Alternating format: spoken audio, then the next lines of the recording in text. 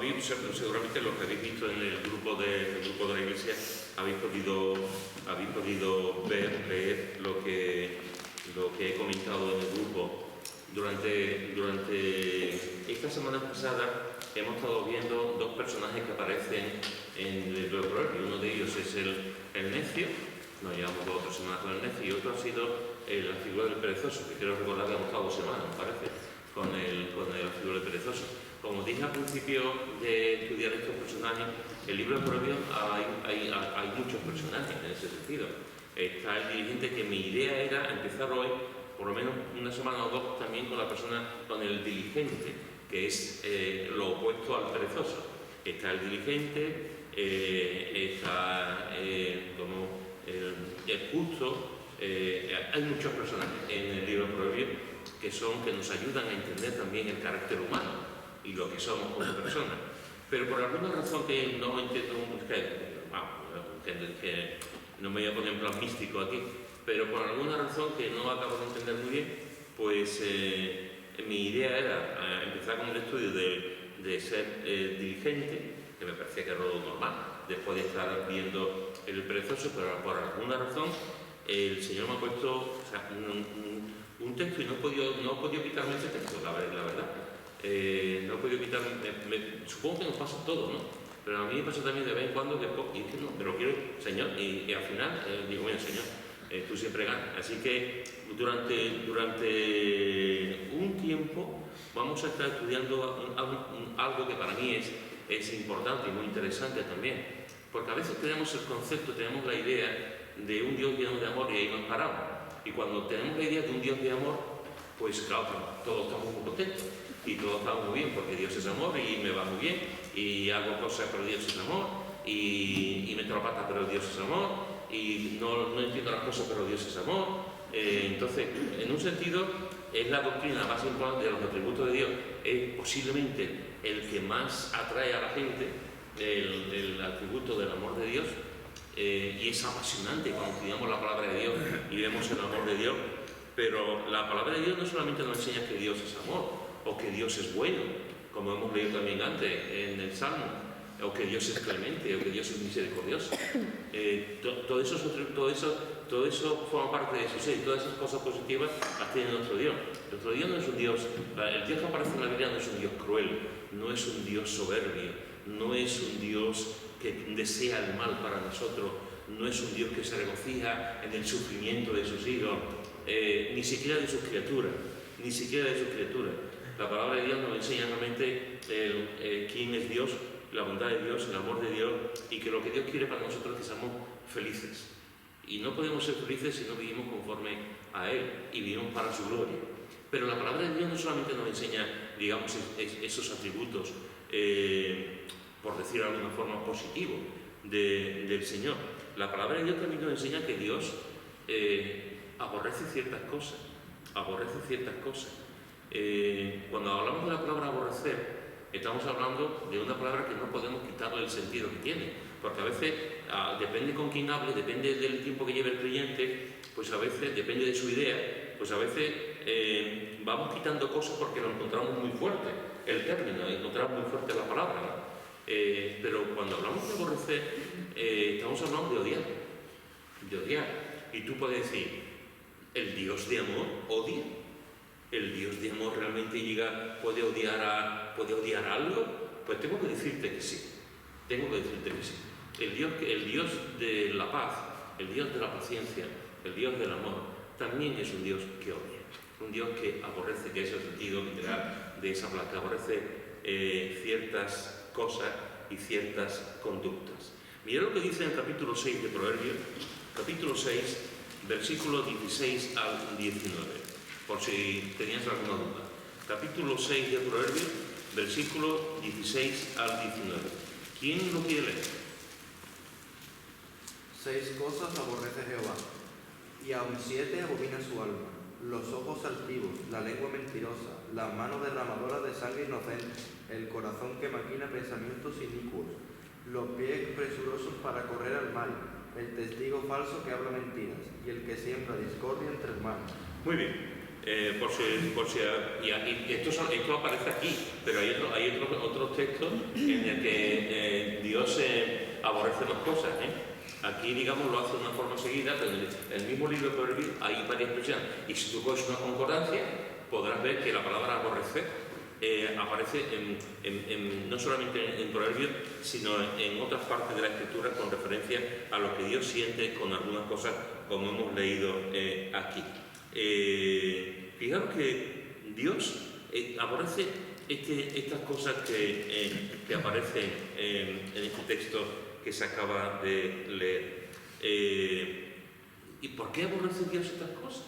Si Dios es un Dios de amor, ¿por qué Dios aborrece los ojos altivos, la lengua mentirosa, el asesinato, los pensamientos malos, las personas que hacen el mal continuamente, el testigo que en vez de hablar la verdad habla mentira y el que siembra discordia entre hermanos? Si Dios es un Dios de amor, ¿por qué aborrece estas cosas? ¿Por qué odia estas cosas? Es malo. Lo malo odia solamente. Lo que es pecado, lo que nos hace daño a nosotros. Porque es malo, efectivamente. ¿Cuál? Porque no es conforme a su corazón. Porque no es conforme a su corazón. Fijaros que imaginaros a un padre o a una madre, imaginaros a un padre o una madre que su hijo viene todos los días a la casa con borracho o drogado, al fin y al cabo, todos los días. Y ahora el padre o la madre ve a ese hijo que entra todos los días drogado y le da un abrazo y le dice que bien, te quiero mucho, siéntate, te voy a poner el gazpacho. O bueno, darle el pucherito calentito. ¿Eso sería algo normal en un padre o una madre? Que todos los días su hijo viene drogado o borracho y como si no pasara nada. No, es imposible. Un padre o una madre le duele su hijo. Un padre normal, hay padres que son unos sinvergüenza, pero un padre normal le duele su hijo. No puede estar contento ni contenta la madre porque su hijo está con la droga o con la bebida, es imposible. Ese padre o esa madre lo que hace es odiar la heroína, odiar la bebida, odiar algo porque le está produciendo un daño a su hijo. Y lo que va a intentar por todos los medios es quitar esa parte para que su hijo no lo consuma. El padre no odia a su hijo, no puede hacerlo, es su hijo, es sangre de su sangre, lo ama con compasión, pero sí odia aquello que le está haciendo daño a su hijo. Cuando Dios habla de aborrecer, no está hablando de aborrecernos per se, de aborrecernos porque somos hombres o mujeres, o de aborrecernos porque, cuando Dios habla de aborrecer, porque estas cosas nos hacen daño. Estas cosas nos hacen daño. Y no solamente nos hacen daño, todas estas cosas que aquí está diciendo Salomón, no solamente nos hace daño a nosotros, sino que hace daño a la gente que está alrededor. Por eso Dios lo aborrece, porque no está en su plan, no está previsto. Dios no quiere esto. Dios quiere todo lo contrario, pero estas cosas nos hacen daño. Y Dios no quiere a sus hijos con dolor y con sufrimiento. Dios nos quiere como somos. Y no solamente, como he dicho, es que nos hacen daño a nosotros, es que todas estas cosas hacen daño a la gente. Por lo tanto, Dios, una muestra del amor de Dios, el amor siempre se duele, el amor siempre sufre. Y en este caso el amor sufre con el dolor ajeno, en este caso con los hijos como hijos suyos somos, el Señor sufre con nuestro dolor y con el dolor que hacemos a los demás. Todas estas cosas hacen daño. Por eso Dios lo aborrece, porque no es el plan. Lo que Dios quiere siempre es lo bueno para nosotros. Fijaros la forma que tiene de comenzar. Dice el versículo 16, 6 cosas aborrece Jehová y aún 7 abomina su alma. Es interesante la expresión, como aparece aquí esta expresión. A esto se le llama un proverbio numérico. Es el nombre que tiene, un proverbio numérico. ¿Por qué? Porque consiste en dar una cifra y después añadir una más. Aquí da una cifra, 6, pero después en definitiva son 7.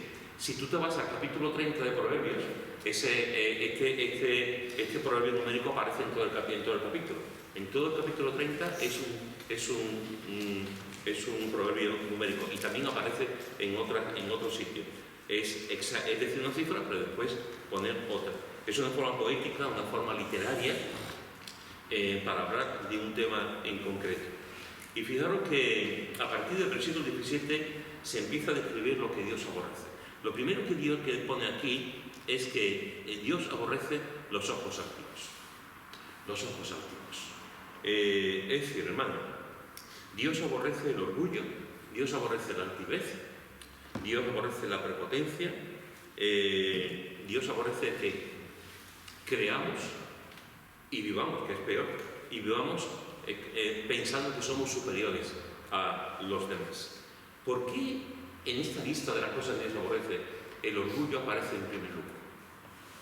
¿Qué sentido tiene de que el orgullo aparezca en primer lugar?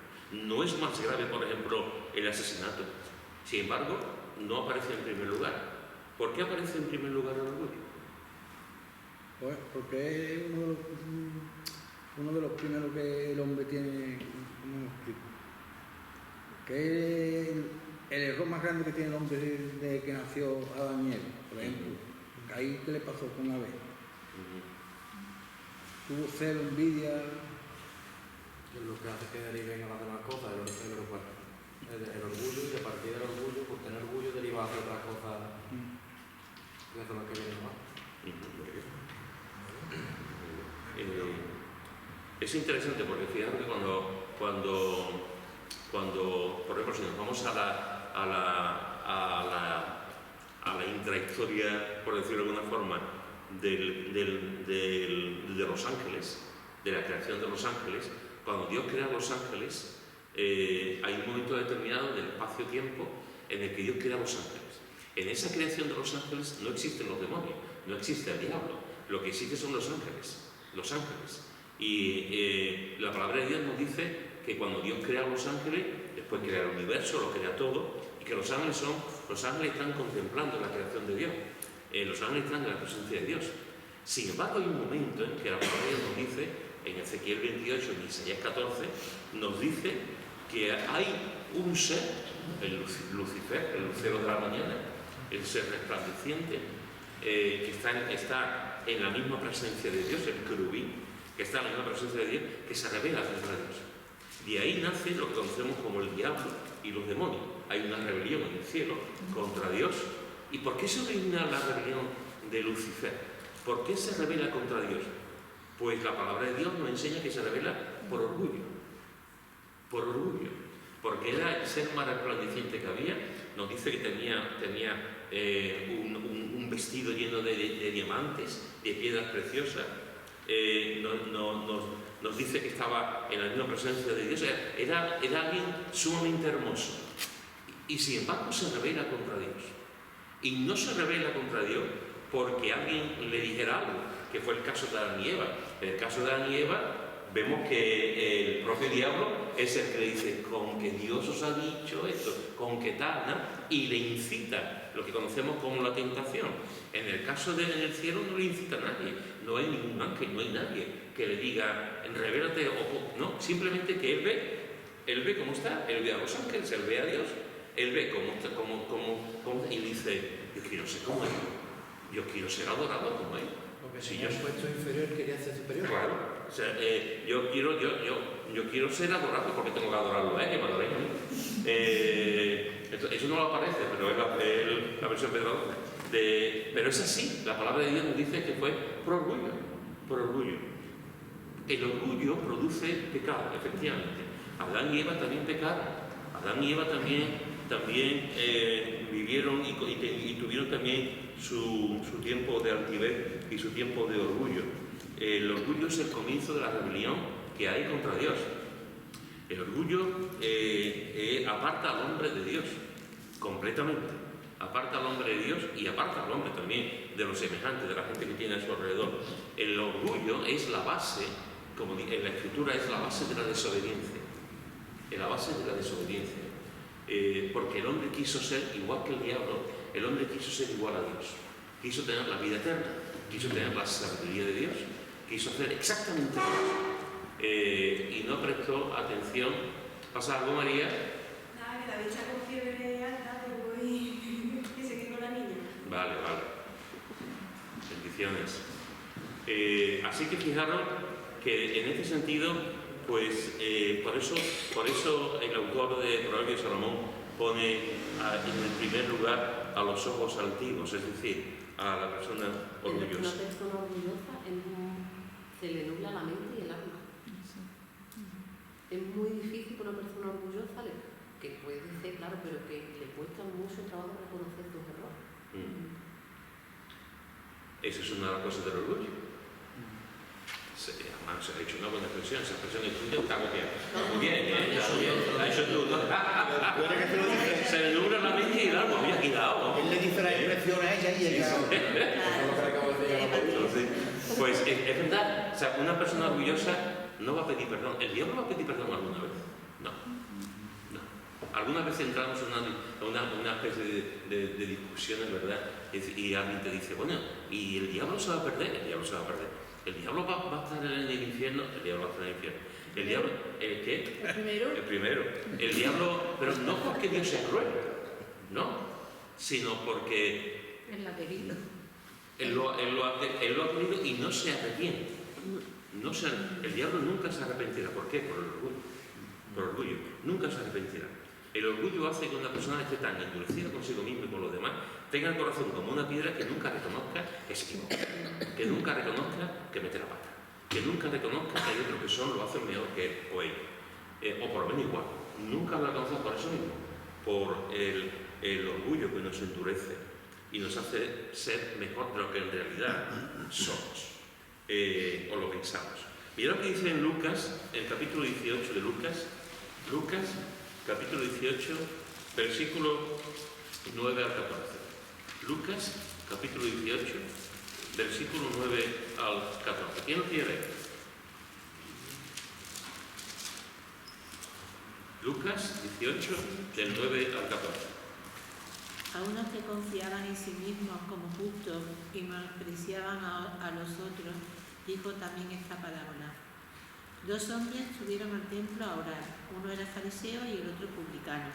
El fariseo, puesto en pie, oraba consigo mismo de esta manera: Dios, te doy gracias porque no soy como los otros hombres, ladrones, injustos, adúlteros, ni aun como este publicano. Ayuno 2 veces a la semana, doy diezmo de todo lo que gano. Mas el publicano, estando lejos, no quería ni aun alzar los ojos al cielo, sino que se golpeaba el pecho diciendo: Dios, sé propicio a mí, pecador. Os digo que este descendió a su casa justificado antes que el otro, porque cualquiera que se enaltece será humillado y el que se humilla será enaltecido. Muy bien. ¿Qué aprendemos aquí del fariseo y del publicano? Nada más lo que estaba diciendo, nada más con las palabras que se estaba dirigiendo al Señor, estaba pecando, ¿no? Menospreciando a los demás y haciéndose ver mejor que los demás. Nada más con lo que le estaba diciendo al Señor. Ya. Aquí no. Estos días traemos a hablar de los necios. Aquí tenemos una prueba de un necio. Por mucho que diga que hace, que diezma, que todo, y nos demuestra que era un necio. Fijaros que en la línea que está diciendo Pepe, fijaros que en esta parábola Jesús da un elemento importantísimo en esa línea de la oración. Dice: el fariseo puesto en pie oraba. El problema es lo que dice. El problema es que oraba consigo mismo. Es decir, el fariseo no estaba delante de Dios. Delante de Dios nos podemos poner de pie, nos podemos tirar al suelo, podemos sentarnos, podemos sentar en una butaca, como queramos estar delante de Dios, de rodillas. Podemos estar en la presencia de Dios y orar y hablar con el Señor por lo que hay en nuestro corazón. Y Dios lo sabe, Dios lo entiende, Dios nos escucha y nuestras oraciones llegan hasta su trono. Pero aquí no está orando con Dios. Aquí no está orando con Dios. Aquí está hablando consigo mismo. Porque lo que estaba haciendo era un ejercicio de presunción. Lo que estaba era colgándose medallitas. Hay personas que les encantan las medallitas. Se estaba colgando medallitas que tienen que ver con la comparación que tiene con el otro. Déjame decirte algo también, antes de continuar. Nunca te compares con nadie. Nunca te compares con un fariseo, ni con un publicano, ni con ninguna persona. Tú eres tú. Tú eres tú. Y cada uno de nosotros tenemos nuestras virtudes, nuestras capacidades, nuestros dones, nuestros puntos fuertes y nuestros puntos débiles. pero no te compares nunca con nadie, porque aquí lo que está haciendo este hombre es compararse, en compararse permitidme esta expresión, desde el punto de vista del fariseo, compararse con un don nadie, compararse con una persona que es un pecador, con un publicano, con una persona que era un traidor, que recogía los impuestos del gobierno de los judíos para dárselos a los romanos, una persona que todo el mundo despreciaba, que se enriquecían a base del dinero de sus conciudadanos, y se está comparando con él, y le está diciendo al Señor de la humildad, al Señor que nos humilla, al Señor que sabe nuestros corazones, le está diciendo, en realidad se está diciendo a sí mismo, le está diciendo, qué bueno soy, Dios te di gracias porque no soy como los otros hombres. Esto es tan triste, esto es tan dramático, porque no soy como los otros hombres, cuando todos somos iguales en muchos sentidos.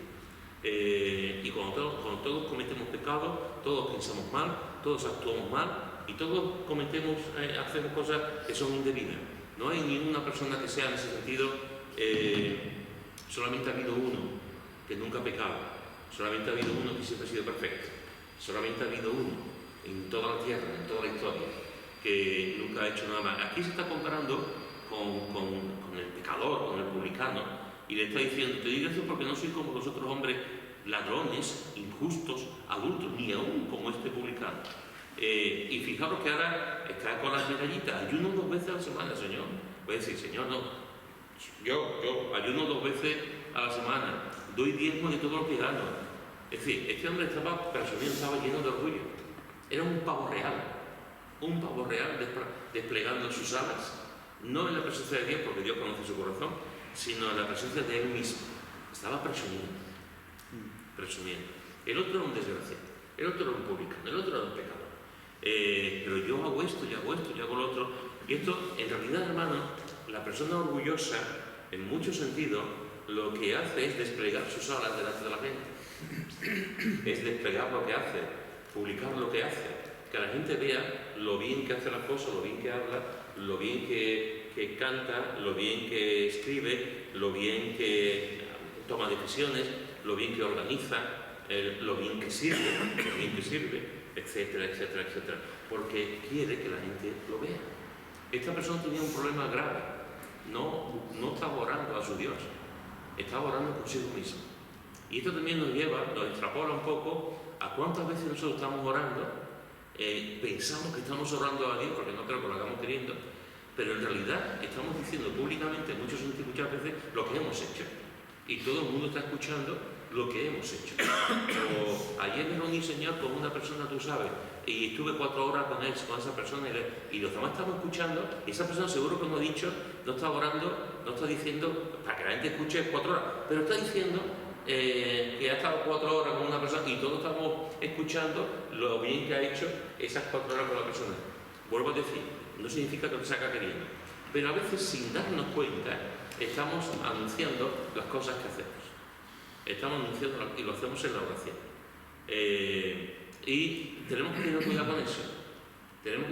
¿Está mal decirlo? No. Está mal el fondo, depende de cómo se ore, depende de lo que se diga, depende de cómo esté nuestro corazón. Aquí el fariseo estaba presumiendo. Es un hombre orgulloso de sus logros, de lo que hace, ayunar. Jesús mismo nos dice, si tú vas a hacer ayuno, después de ayunar, lávate, échate agua, y que nadie vea que has ayunado. Eso lo dice Jesús en el Sermón del Monte. Que nadie, ¿qué te pasa? Estás demacrado, ¿qué te ha ocurrido? Te veo así, es que estoy ayunando. El Señor dice, no presumas de eso, no te enorgullezcas del ayuno o de la limosna, que no sepa cómo decía todo lo que hace como ahora. Entonces fijaros que encontramos aquí este ejemplo del fariseo, que era una persona que lleno de orgullo, y tenemos que tener cuidado con nuestro corazón, porque nuestro corazón es inclinado a la orgullo. Hasta la persona más humilde su corazón en un momento dado puede llevarlo también al orgullo. Cuidado. Mirad lo que dice en el capítulo 16 de Proverbios, capítulo 16, versículo 5. Capítulo 16, versículo 5. ¿Quién lo quiere leer? Llamado a cada uno de los deudores de sus amos, dijo al primero. 16. Proverbios 16, 5. ¿Qué estás buscando? Proverbios 16, 5. Abominación es a Jehová todo altivo de corazón, ciertamente no quedará impune. Abominación, otra vez, aborrecer. Es a Jehová todo altivo de corazón. Todo el que tiene una opinión, un corazón, una actitud que está por encima, que él piensa que está por encima de los demás. Porque al final sus acciones, al final se van a ver. ¿Sabéis? Al final, cuando una persona hace las cosas por orgullo, cuando tú puedes hacer las cosas y tú lo haces por orgullo, pero llegará un momento en que todo el mundo se dará cuenta. Llegará un momento en que tú estás haciendo las cosas por orgullo. Al principio se puede enmascarar. Al principio uno puede decir, uy, mira este hombre, esta mujer, mira este hermano de la iglesia, esta hermana. Pero cuando pasa un tiempo tú estás viendo las intenciones del corazón.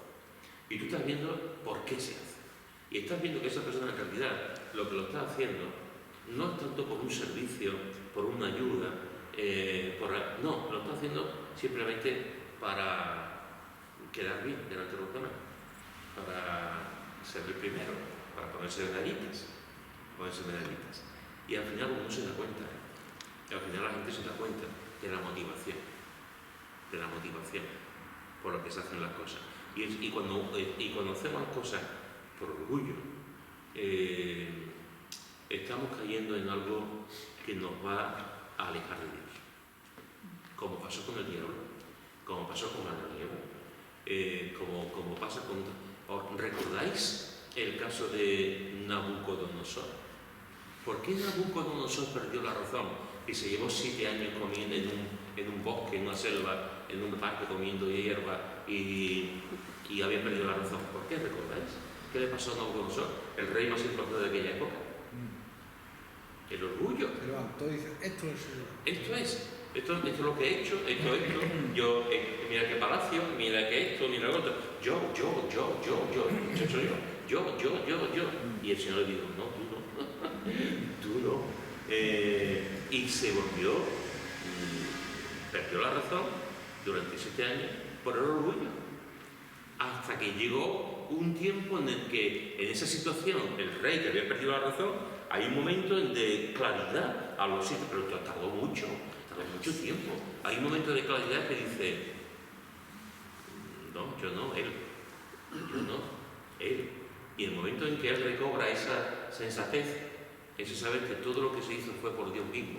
Entonces cuando Dios lo recupera y el hombre vuelve a ser rey, pero ya sabiendo que no era tanto lo que él hacía, sino Dios quien le daba la capacidad para poder hacerlo. Así que fijaros que en este sentido, la abominación es a Jehová todo altivo de corazón, porque es un desafío también hacia Dios mismo. Y hay un texto en 1 de Pedro, en el capítulo 5, que todos conocéis, 1 de Pedro, capítulo 5, versículo 5, que dice, 1 de Pedro, capítulo 5, versículo 5, ¿quién lo lee? Igualmente, jóvenes, están sujetos a los ancianos y a todos sumisos uno a otro, revestidos de humildad, porque Dios resiste a los soberbios. Muy bien, fijaros que aquí el contexto de lo que está diciendo aquí Pedro es los ancianos, los pastores de la iglesia, y está diciendo que los ancianos, los obispos, los responsables de la iglesia tienen que apacentar la iglesia de Dios, que tienen que cuidar de ella, etcétera, etcétera. Y ahora, después de decir todo esto en cuanto a los responsables de la iglesia, le dice, igualmente jóvenes, están sujetos a los ancianos. Es interesante, porque está hablando de los responsables, de los guías, de los pastores, de ancianos de la iglesia, y Pedro le dice a los jóvenes, y se va al grupo de jóvenes, y le está diciendo, están sujetos a los ancianos. Y el contexto aquí no está hablando de ancianos de edad, Aquí está hablando de ancianos de responsabilidad, los líderes espirituales de la iglesia. Y le está diciendo a los jóvenes, están sujetos a ellos, a los responsables, a los pastores, a los ancianos. Y él dice, no solamente a los jóvenes, sino que además le está diciendo, y todos los que van a leer esta carta, toda la iglesia, los responsables, los pastores, los jóvenes y toda la iglesia, le está diciendo, todos sumisos unos a otros, revestidos de humildad. Y fijaros la razón que da, porque Dios resiste a los soberbios y da gracia a los humildes. Dios resiste a los soberbios y da gracia a los humildes. Puede haber gente en nuestra iglesia, entre los jóvenes, en los hermanos, entre los pastores, los ancianos, que sean gente orgullosa. Sí. ¿Significa eso que sea algo malo? No necesariamente, porque una persona puede ser orgullosa y decir, Señor, ayúdame. Cuando una persona va conociendo al Señor y va aprendiendo del Señor, también se va a dar cuenta de sus defectos, de sus pecados. Y también es, pues Señor, ayúdame a ser humilde, ayúdame a someterme a Dios, ayúdame a no ser orgulloso. Y el Señor hace su obra. El problema es cuando no somos conscientes de eso. El problema es cuando estamos ahí y no somos conscientes, o ya llega un momento como Faraón, que tenemos el corazón tan duro que ni se nos pasa, como decía ya antes, ni se nos pasa por la cabeza pedir perdón, ni se nos pasa por la cabeza someternos a nadie, porque es orgullo. ¿Por qué no nos sometemos a nadie? Por orgullo. Y más en los tiempos que vivimos, por orgullo. Y aquí Pedro tiene que estar recordando a todos, que tenemos que estar sujetos a los pastores, a los ancianos, los jóvenes y todos, los ancianos incluidos, todos sumisos unos a otros, revestidos de humildad, porque Dios resiste a los soberbios y da gracia a los humildes. Cuando nos planteamos el hecho de que podemos llegar a ser orgullosos y decir, bueno, ¿sabéis? Hay gente que dice, yo antes de convertirme era muy mentiroso. Y el Señor lo ayuda y lo bendice y le cambia. Hay gente que dice, yo antes de convertirme era alcohólico, y el Señor lo cambia. Yo antes de convertirme me daba la depresión, y el Señor lo cambia. Y hay gente que dice, yo antes de convertirme era muy orgulloso, y el Señor lo cambia. Y el Señor lo cambia. Ahora, para que haya un cambio, tiene que haber una certeza, algo de que esa persona realmente se dé cuenta de que tiene un pecado, que es el orgullo. ¿Qué tenemos que hacer cuando somos conscientes de nuestro orgullo? ¿Qué tenemos que hacer cuando sabemos que nuestro punto más flojo o débil es o que estamos luchando continuamente con él? En primer lugar, para intentar deshacernos del orgullo, lo primero que tenemos que hacer es admitirlo. O sea, el primer paso es decir, soy orgulloso. Si no somos conscientes, si no lo confesamos a nosotros mismos y a Dios, si no lo confesamos al Señor, decir, Señor, soy orgulloso. Si no lo admitimos, es imposible que después demos una serie de pasos para que el orgullo desaparezca o por lo menos disminuya en nuestra vida. Primer paso para corregir el orgullo, admitirlo. El fariseo no lo admitió, Nabucodonosor no lo admitió. Admitir el orgullo. Segundo paso para corregir el orgullo es orar, pero no orar consigo mismo, no orar al techo, es orar a Dios, decir, Señor, tengo un problema, pero tú eres especialista en sacar los problemas. Señor, tengo un problema en mi corazón, yo me creo que soy el rey del mambo, Señor, y creo que lo hago muy bien, y de alguna forma me veo superior a los demás, y eso aquí no te agrada, Señor. Orar para que el Señor cambie esa actitud, que lo pueda hacer. Primero, admitirlo. Segundo, orar. En tercer lugar, también tenemos que aprender a disciplinarnos para saber escuchar. Normalmente las personas orgullosas no saben escuchar. No escuchan. Por aquí entran, por aquí salen. Tú puedes hablar con una persona orgullosa, pero nunca va a entrar en razón, porque en el fondo, aunque tú le digas, tú te estás asimilando y tú le estás diciendo algo, pero en su mente, aunque te esté mirando, está diciendo, estás equivocado. Aquí el que lleva la razón soy yo. tú no llevas... Es todo lo contrario de lo que estás diciendo. Cuando tú no sabes escuchar, no diciendo lo que estás escuchando y no aprendes de quien está hablando, es imposible que pueda haber una corrección. Es imposible que pueda haber tu propio orgullo, porque es que te crees que lo haces mejor que el otro. ¿Y quién es este para decirme a mí algo? ¿Quién es esta para exhortarme? ¿Quién es esta persona para decirme que yo tengo un problema de orgullo? Entonces, normalmente pasa eso y decimos, a ver si el orgulloso va a ser tú. Y pasamos la pelota. Es una tendencia muy nuestra, pasar la pelota a la otra persona. Por lo tanto, si tenemos un problema de orgullo, aquí no, nosotros nunca, pero si conocemos y vemos a alguna persona que tiene un problema de orgullo, pues tenemos que admitirlo. Si no, tenemos que orar para que el Señor resuelva la situación. Tenemos que ser disciplinados para saber escuchar. Qué bueno es saber escuchar a la otra persona o a las otras personas en plural. En cuarto lugar, tenemos que reconocer lo bueno de los demás y las cosas que pueden hacer. Reconocer lo bueno de los demás. ¿Sabes? No solamente tú puedes hacer algo bueno, el que está a tu lado también.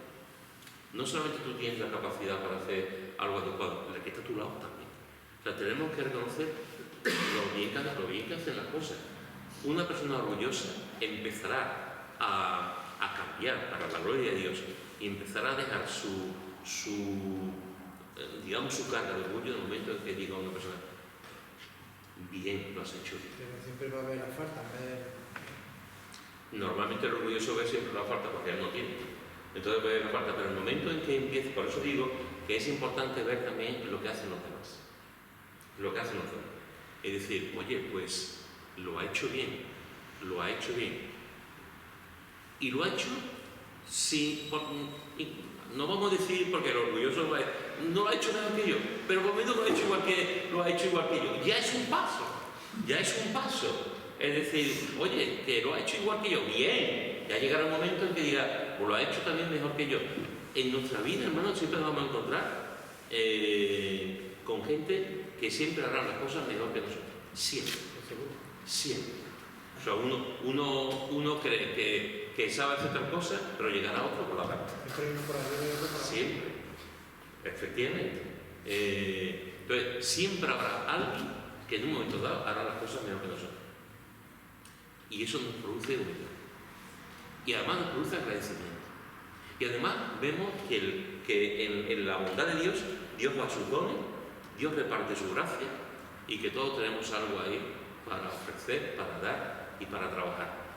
Y eso realmente es el reconocer lo bueno de los demás y lo bien que pueden hacer las cosas, es algo muy sabio, que nos ayuda a situarnos.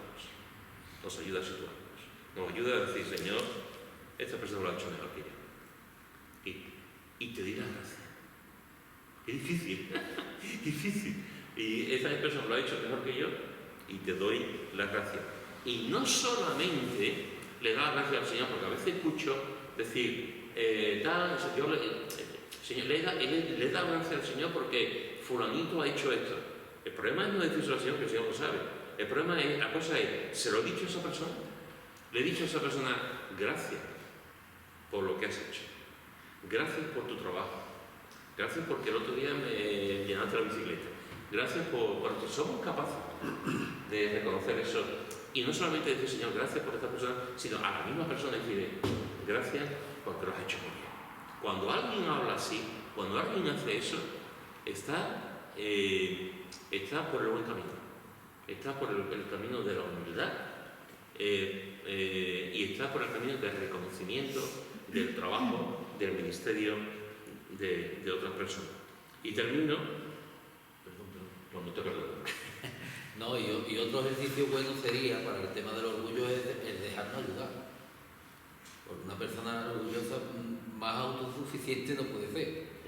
Y en verdad, a lo largo de la vida de una persona, estamos diseñados para ayudarnos unos a otros. Necesitamos siempre ayuda de otros. Entonces, un buen ejercicio sería eso, el dejarnos ayudar. Y el decir, mira, pues lo que él me puede aportar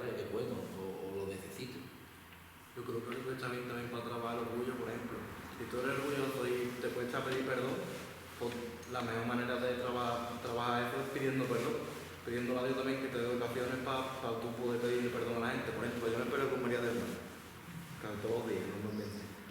Y a lo mejor, digo, yo me creo que yo tengo razón y ella se cree que ella tiene razón. Y a lo mejor yo le tengo que pedir perdón a ella para trabajar, aunque yo piense que yo tengo razón, por lo menos pedir perdón para solucionar el problema, ¿sabes? Y ya poco a poco pues, te irá creciendo menos. Es interesante porque fijaros que Pepe ha dicho una expresión también, esta noche estáis los dos separados, ahora. Esto me lo ha dicho ella. Muy bien, está bien. Estamos diseñados para ayudarnos mutuamente. Eso es así. Somos seres sociales. No somos islas. Dios nos ha diseñado para estar los unos con los otros. La palabra de Dios en ese sentido es muy enfática. Ayudaros mutuamente, exhortaros mutuamente, edificaros mutuamente, orar los unos por los otros. Además, nacemos dependientes y normalmente morimos Dependientes, sí, efectivamente. Y hay mucha gente. Mira, esa frase se puede incluir en otra.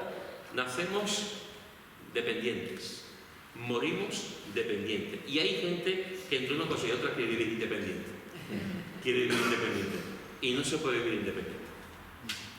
Incluso los más independientes necesitan a la gente. Por lo tanto, tenemos que ver que una de las cosas es reconocer efectivamente el bien que hacen los demás y las cosas bien que hacen los demás.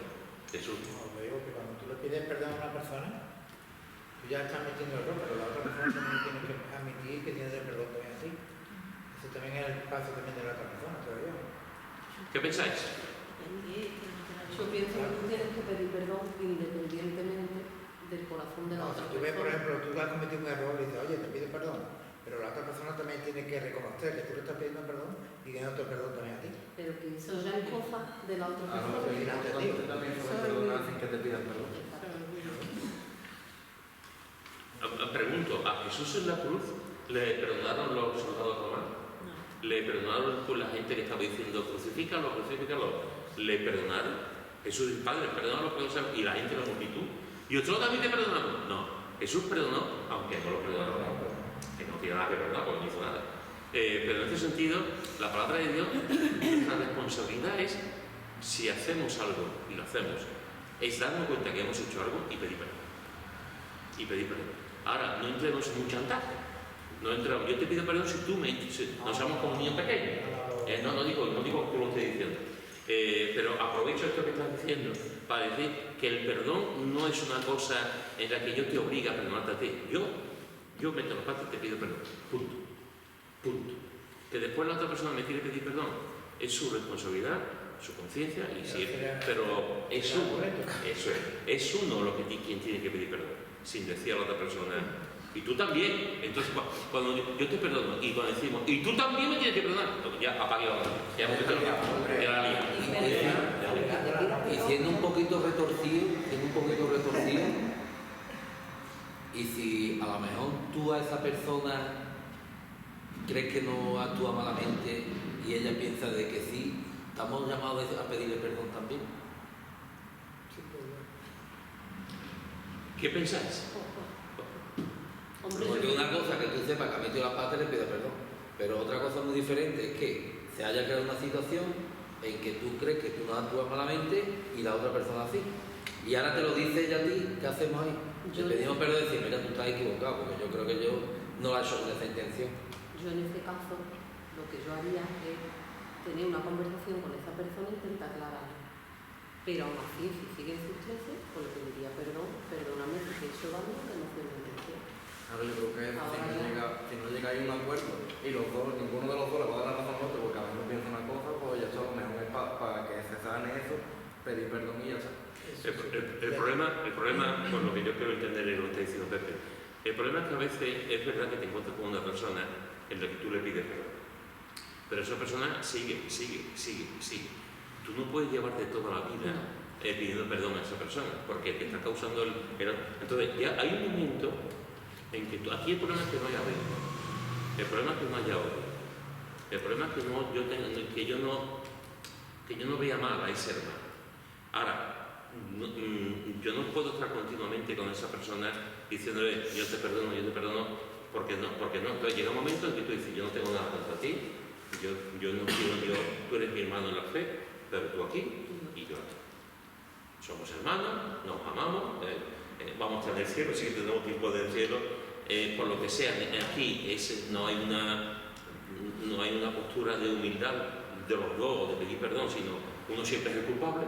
Pues cuando eso llega, dice, bueno, tú aquí y yo aquí, oro por esa persona, busco que el Señor la bendiga, y me aseguro que en mi corazón no haya nada por esa persona.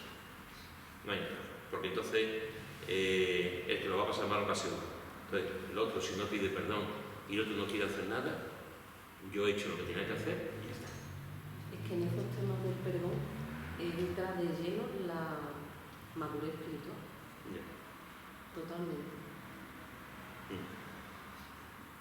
Fijaros, hermanos, y ya vamos a terminar, fijaros que he dicho que para que seamos conscientes del pecado del orgullo, tenemos que admitirlo, tenemos que orar, tenemos que disciplinar para saber, para escuchar la opinión de los demás, tenemos que reconocer lo bueno de los demás, que siempre tienen cosas buenas y que pueden hacer las cosas por lo menos igual, de bien que uno mismo.